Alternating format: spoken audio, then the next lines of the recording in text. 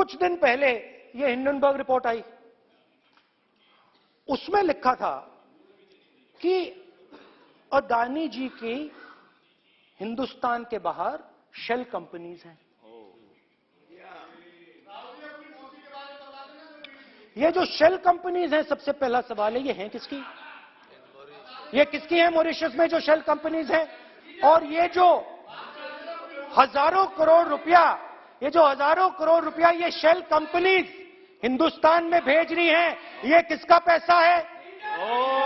और क्या ये काम अदानी जी फ्री में कर रहे हैं? अब मैं ये सवाल क्यों पूछ रहा हूं?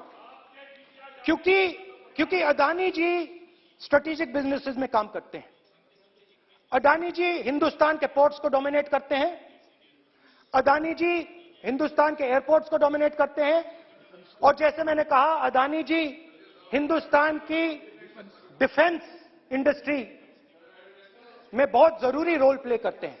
तो मेरा पहला एक छोटा सा सवाल है कि जो शेल कंपनीज हैं, इनके बारे में हिंदुस्तान की सरकार ने कोई सवाल नहीं उठाया?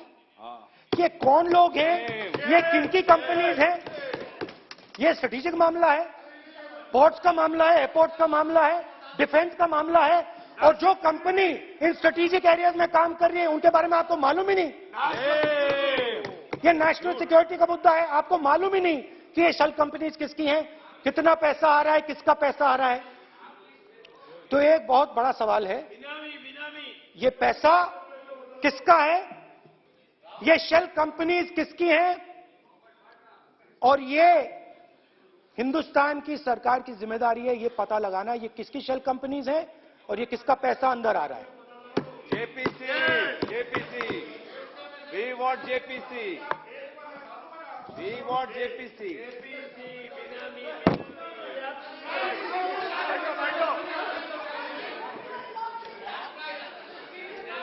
अच्छा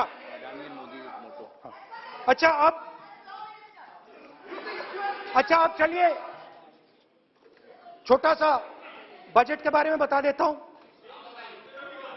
2022 में अदानी जी अनाउंस करते हैं कि वो $50 बिलियन इन्वेस्ट करेंगे to build the world's largest green hydrogen ecosystem. और इस बजट में बीजेपी की सरकार निर्मला सीतारमण जी कहती हैं हम ग्रीन हाइड्रोजन के लिए बहुत ह्यूज इंसेंटिव्स देंगे। 19,700 करोड़ रुपए हम ग्रीन हाइड्रोजन के लिए देंगे, मतलब अदानी जी को देंगे। जुगलबंदी। अदानी बजट में अदानी जी के लिए 50 नए airport, coastal shipping, horticulture, grain storage, ये सब काम आप कर रहे हैं। तो मेरे सिर्फ कल प्रधानमंत्री जी कल भाषण देंगे, मेरे उनसे 2-3 छोटे से सवाल हैं। मेरा प्रधानमंत्री जी से 2-3 सवाल हैं।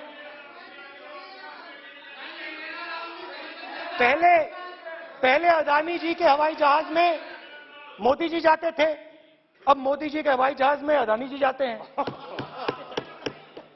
पहले लोकल मामला था, फिर नेशनल मामला हो गया, उसके बाद इंटरनेशनल मामला हो गया। अदानी जी के लिए बोरिस जॉनसन का बेटा काम करता है, आपको पता नहीं मालूम है या नहीं मालूम? भाई सॉरी, नहीं बेटा भी, भाई काम करता है। तो ये मामला पहले गुजरात का मामला था, फिर ये हिंदुस्तान का मामला हुआ, अब ये इंटरनेशनल मामला हो गया है। तो मेरा सवाल प्रधानमंत्री जी से, और सिंपल सवाल है, प्रधानमंत्री जी आपकी फॉरेन ट्रिप्स पे अदानी जी और आप कितनी बार एक साथ गए? Adani ji, how many times did you travel together with Adani ji? How many times did Adani ji join you later on a visit? How many times did Adani ji travel to a country immediately after you did? And in how many of these countries after you visited did Adani ji get a contract? Also an important question, जरूरी सवाल, अदानी जी ने BJP को पिछले 20 साल में कितने पैसे दिए हैं?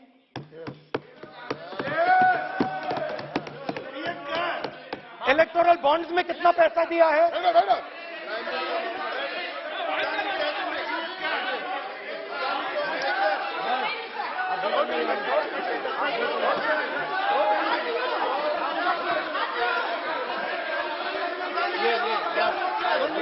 And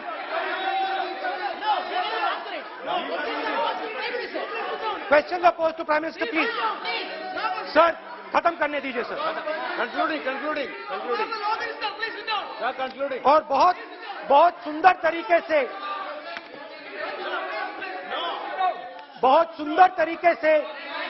वो सर, मैं सिर्फ इतना कहना चाहता हूं, राहुल जी अभी आप सीनियर एमपी हो गए हैं, आप एक सीनियर एमपी हो चुके हैं। हम लोग एक्सपेक्ट करते हैं कि इस सदन का सदस्य होने के नाते जो भी बातें आप करेंगे गंभीरता से आप बात करेंगे। बाहर आप जो भी भाषण देते हैं हम लोग उसको रोक नहीं सकते हैं। इस सदन के अंदर में जो भी बात कही जाती है पूरा गंभीरता के साथ, प्रमाण के साथ कहे जाना चाहिए, ये परंपरा है।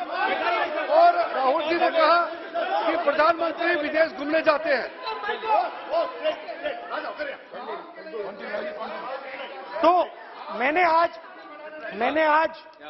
वो जो युवाओं ने मुझसे सवाल पूछा था कि अदानी जी की इतनी बिजनेस एक्यूमेंट कहां से आई, इतने अलग अलग सेक्टर्स में अदानी जी ने कैसे सक्सेस प्राप्त की, अदानी जी के बारे में पूरी दुनिया को स्टडी करनी चाहिए, हार्वर्ड यूनिवर्सिटी को स्टडी करनी चाहिए कि पॉलिटिक्स के बीच में और बिजनेस के बीच में कैसा रिश्ता होता है। India is a case study and prime minister Narendra Modi should be given a gold medal in this. Now बहुत अच्छी तरह बीजेपी के जो पिछले स्पीकर थे उन्होंने मेरे भाषण को इंकैप्सुलेट किया मेरे लिए बहुत अच्छी तरह। आपने जो मैं सोच रहा था आपने उससे और भी अच्छी तरीके से बोल दिया। Coming together is a beginning, keeping together is progress, working together is success. Adani ji and Narendra Modi ji, thank you.